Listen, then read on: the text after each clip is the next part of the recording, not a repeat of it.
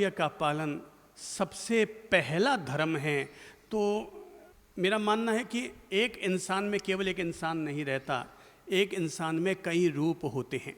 जैसे मान लीजिए कि बहन आप खड़े हो, आप एक महिला हैं, लेकिन अब बताइए आप एक महिला लेकिन आप किसी की बेटी भी है। देखो एक व्यक्ति में कितने सारे रूप छिपे हुए हैं। कर्तव्य हमें कई तरह के निभाने होते हैं। तो पहले में आप किसी के संतान हैं, वेरी गुड, आप किसी की पत्नी हैं, दो, एक नारी में अब दो रूप आ गए हैं। आप किसी की माँ हैं, तीन रूप आ गए हैं। आप किसी के बहन हैं, चार रूप आ गए हैं। आप किसी के पड़ोसन हैं, पांच रूप आ गए। आप किसी की मासी हैं, छह रूप आ गए। आप किसी की मामी हैं, सात रूप आ गए हैं। अरे भाई एक इंसान बिल्कुल सोने जैसा होता है, सोना एक होता है, पर उसका कंगन भी बनता है, उसकी चैन भी बनती है, उसका कान की बाड़ी भी बनती है, और नाक की नथनी भी बनती है, और पाँव की पायल भी बनती है। सोना एक लेकिन रूप उसके 10। और ख़ास बात यह है सब में सोना सोना होता है। और जब हम ये याद रखते हैं मेरे भले ही रूप 10 क्यों ना हो गए हो, पर सब में मैं वही हूँ और मुझे सबके प्रति अपने दायित्व निभाने हैं। धर्म का पहला सीधा सरल चरण समझाते हुए अब मैं दूसरे चरण की तरफ निवेदन कर रहा हूं। ये जो मैंने पहला धर्म सिखाया समझाया, ये था हमारा पारिवारिक धर्म। अब मैं दूसरा धर्म निवेदित कर रहा हूं और वो है नैतिकता का आचरण। नैतिकता का आचरण ये है हमारा सामाजिक धर्म। हम सब लोग समाज में जीते हैं, समाज में रहते हैं, सामाजिक प्राणी हैं, और सामाजिक प्राणी हैं इसीलिए अपने लिए जरूरी है कि हम सब लोग अपनी अपनी नैतिकता, अपनी अपनी प्रामाणिकता को हम लोग जरूर वजूद दें। सामाजिक प्राणी हो तो सामाजिक धर्म का निर्वाह कीजिए, और सामाजिक धर्म का निर्वाह करने के लिए ही तो अपन लोगों को ध्यान रखना चाहिए कि मैं ऐसा कोई काम नहीं करूंगा जो काम करते समय, जो व्यापार करते समय, जो जॉब करते समय मुझे किसी और के साथ छल कपट या विश्वासघात करना पड़े। एक छली कपटी आदमी रावण बन सकता है, पर वो राम कभी नहीं बन सकता। राम बनने के लिए तो उसे हर प्रकार के छल कपट का त्याग करना पड़ेगा। हम ये तो कोई दावा नहीं करते कि हम राम बन ही जाएंगे, पर हम राम के दिव्य पद चिन्हों का अनुसरण तो कर ही सकते हैं। भले आप व्यापारी हों, भले आप कहीं जॉब कर रहे हों, या आपने समाज में जीने के लिए अपना और कोई तीसरा रूप तैयार कर रखा हो, पर हर रूप के साथ मेरी नैतिकता मेरे साथ है। भाई आपको जो लांछन लगाना है सो लगाओ, पर प्लीज कोई व्यक्ति आपको चोर नहीं कहना चाहिए। कोई व्यक्ति किसी को अगर लांछन लगाना है तो लगा सकता है। पत्नी अपने पति से कह सकती है, पति अपने पत्नी से कह सकता है कि तुम ऐसी हो वैसी हो, या तुम ऐसे हो या वैसे हो, पर ये तो हमारे लिए कभी भी लांछन नहीं लगना चाहिए कि तुम व्यभिचारी हो। नैतिकता का मापदंड, नैतिकता का आचरण इसलिए ताकि हम भ्रष्टाचार और व्यभिचार दोनों तरह के पापों से बच सकें, इसलिए नैतिकता का आचरण जरूरी है। अगर हम दोनों ही स्थितियों में अगर गिर जाएंगे तो हमारा चरित्र हमारे हाथ से चला जाएगा, हमारा कैरेक्टर हमारे हाथ से चला जाएगा। ऐसा करियर भी क्या बनाना जिस करियर में इंसान के पास कैरेक्टर ना हो। मैं तो कहता हूं संतोष हो तो थोड़ा भी बहुत है, और असंतोष हो तो बहुत है तब भी कम है। कुल मिलाकर नैतिकता हमारे जीवन में जरूरी है, पर क्या करे, आदमी का मन बड़ा लोभी जीवड़ा है, और उस लोभी जीवड़े के होने के कारण ज्यों ज्यों लाभ होता है त्यों त्यों लोभ बढ़ता चला जाता है। जो पैदल चलता है उसका लोभ क्या जगता है, मेरे पास कभी एक साइकिल हो जाए। अब देखो तृष्णाएं बढ़ रही हैं, संसार का चक्र अब प्रारंभ हो रहा है, माया का चक्र अब प्रारंभ हो रहा है, मोह माया का तत्व अब हावी हो रहा है, लोभ का तत्व अब भीतर बैठता चला जा रहा है। तो अब क्या हो रहा है, पैदल चलने वाला आदमी क्या चाहता है, साइकिल। तो साइकिल वाला संतुष्ट है क्या? वो क्या चाहता है? स्कूटर। वो संतुष्ट है क्या? नहीं, वो भी भाग रहा है, वो भी कुछ और चाह रहा है, कोई और चाह रहा है। नैतिकताएं अब हमारी आगे क्यों गिरवी होती चली जा रही है? क्योंकि अब पहले तो पैदल वाला ज्यों त्यों अपनी गोटियां फिट कर रहा है कि जैसे तैसे करके मुझे साइकिल मिल जाए। साइकिल मिल जाए तो आदमी अब जैसे तैसे और तिकड़मबाजियां लड़ा रहा है कि अब मुझे स्कूटर मिल जाए। स्कूटर बाइक वाला जैसे तैसे अपनी गोटियां फिट कर रहा है और कार के सपने देखते देखते एक दिन कार तक पहुंच जाता है। और कार वाला कोई यहाँ रुकाम थोड़ी हुआ है, बोले अब कार में मुझे अब लग्जरी आइटम चाहिए, मुझे कार में वो वाली कार चाहिए, अब ये पुराना ठीक रहा है, इसको हटाओ रे डिब्बे को। तृष्णाएं बढ़ती चली जाती हैं और ज्यों ज्यों तृष्णाएं बढ़ती है त्यों त्यों पाप का दामन भी बढ़ता चला जाता है।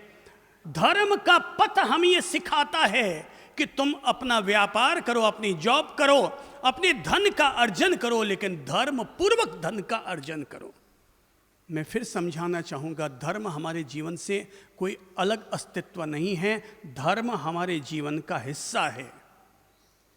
हम धर्म को जब भी अपने से अलग कर देते हैं और हम समझते हैं कि सुबह की वो जो 2-4 क्रियाएं करके आ गए ना, वही अगर धर्म है, तो मैं फिर कहना चाहूँगा ऐसा आदमी धार्मिक कम और पापी ज़्यादा होता है, क्योंकि उसको ने समझ लिया भाई मैं तो मेरा धर्म कर्म करके आ गया, अब जो मैं करता हूँ उसके लिए सांड खुला है। नको बाबा, धर्म तो 24 घंटा हमारे जीवन की रोशनी की तरह हमारे साथ जुड़ा हुआ है। इसीलिए मैंने कहा व्यापार करो तो धर्म के साथ मुझे इतना प्रतिशत मुनाफा कमाना है, बस इतना सा मैंने अपना मुनाफा जोड़ा। अब हमें झूठ बोलने की जरूरत नहीं है। आदमी बोलता है साहब 30 की मेरी खरीद है, आपको केवल 35 में दे रहा हूँ। वो कहता है गजब है भाई साहब, तेरी बगल वाला तो 27 में बेच रहा है और तू कहता है 30 की खरीद है। अच्छा ठीक है यार, तू अब इतना ही कह रहे तो ठीक है, 30 में तू ले जा। भाई जरूरत नहीं है, अनावश्यक झूठ बोलने की जरूरत नहीं है। अनावश्यक कोई व्यक्ति आपके यहाँ पर्स भूल गया तो उसको छिपा के रखने की जरूरत नहीं है। हम क्यों छल कपट रिश्वतखोरी व्यभिचार या गलत तरीके से कमाए जाने वाले धन के साथ जीवन के साथ अपना संबंध जोड़ें? बहुत है जो मिल रहा है प्रभु की कृपा से, वो बहुत है। धर्म पूर्वक धन का अर्जन करोगे, वो धन हमारे लिए वरदान बनेगा। और धर्म को छोड़कर अगर धन कमाओगे, वो अधर्म को हमारे साथ लेकर आएगा। हमारे सामने कमाई के 3 जरिए हैं। पहला है बाप कमाई, दूसरा है पाप कमाई और तीसरा है आप कमाई। बाप कमाई, मारो बाप मारे वास्ता माल छोड़ जावे। तो पहली है बाप कमाई। आदमी ऐश करता है बाप कमाई पर, बेटा ऐश करता है बाप कमाई पर। पापा नहीं देना पड़ेगा, नहीं पापा 100 का नोट दो। अबे तुझे कैसे पता कि तेरे बाप ने कितनी मेहनत करके दिन भर पसीना बहाया है, तब वो 100 का नोट लेके आया है। और हम है जो जिद करते हैं नहीं नहीं मुझे तो देना ही पड़ेगा। ले यार अब बेटा है, चल तू रो रहा है, चल तेरे लिए मैं थोड़ा और पसीना बहाऊंगा, तेरे लिए मैं थोड़ा और अपना खून बहाऊंगा। तो बाप कमाई जिस पर आदमी ऐश करता है। दूसरा है पाप कमाई, उल्टे सुल्टे तरीके अपनाकर व्यक्ति अपने धन का अर्जन करता है। तीसरा है आप कमाई, जहाँ आप कमाई होती है वहाँ बाप कमाई को साइड कर दिया जाता है। आप कमाई यानी अपनी मेहनत से धर्म पूर्वक धन का अर्जन करो, यही हमें नैतिकता सिखाती है। और अगर लोभी जीवड़ा बन जाएंगे, महावीर प्रभु कहते हैं लोभ को संतोष से जीतो। घना है भाई, मारा खाना घना है, बहुत है। दिन में 1 आध बार ये लाइन बोल ही दिया करो किसी को पूछे साहब कैसे हो, मस्त हूँ, रोना मत रो, हमारे तो कमर दुखे कोई करण वालों को नहीं। अरे ये सब रोना छोड़ो। संतोष का धर्म अगर आ गया तो कई तरह की चीज़ें जो लोभ के कारण, मोह के कारण रोग के रूप में हम पर हावी होती है, वो कम होती चली जाएगी। इसलिए हमारे ज्ञानी भगवंतों ने हमें खास तौर पर यह धर्म सिखाया कि लोभ को संतोष से जीतो। पर मैंने कहा जो जो लाभ होता है त्यों त्यों लोभ बढ़ता चला जाता है। एक तरफ है नैतिकता, दूसरी तरफ आ गई अनैतिकता। एक तरफ था संतोष, दूसरी तरफ जग गया लोभ और मोह। और जहाँ लोभ और मोह पैदा हो जाता है वहीं पर पाप होने प्रारंभ हो जाते हैं। ज्ञानी हमसे यही कहते हैं, मन में धीरज रखो, ये प्रण रखो। अपन लोगों ने नैतिकता की प्रतिज्ञाएं समझी थी, दिमाग में ली थी, वापस शायद दिला देता हूँ याद। नंबर 1, मैं किसी निरपराध जीव की हत्या नहीं करूँगा। नंबर 2, मैं किसी भी आक्रामक नीति का समर्थन नहीं करूँगा। नंबर 3, मैं किसी भी सरकारी संपत्ति को नुकसान नहीं पहुँचाऊँगा। नंबर 4, मैं विश्व शांति का समर्थन करूँगा। नंबर 5, मैं छल कपट और रिश्वतखोरी का काम व्यापार में नहीं करूँगा। नंबर 6, मैं अपनी वाणी में असत्य या मिथ्या भाषा का उपयोग नहीं करूँगा। नंबर 7, मैं अपनी संग्रह बुद्धि पर अंकुश रखूँगा। नंबर 8, मैं अपनी स्त्री के प्रति या पुरुष के प्रति रहने वाली मर्यादाओं का पालन करूँगा। नंबर 9, मैं पर्यावरण की रक्षा करूँगा। नंबर 10, मैं नैतिकता और प्रामाणिकता का जीवन जीऊँगा। धर्म का तीसरा चरण लोक कल्याण और चौथा चरण है आत्म कल्याण। अब मैं आत्म कल्याण पर तो अब कुछ दिन डुबकियां लगाने का मैं भी प्रयास करूंगा और अपन सब लोग भी प्रयास करेंगे।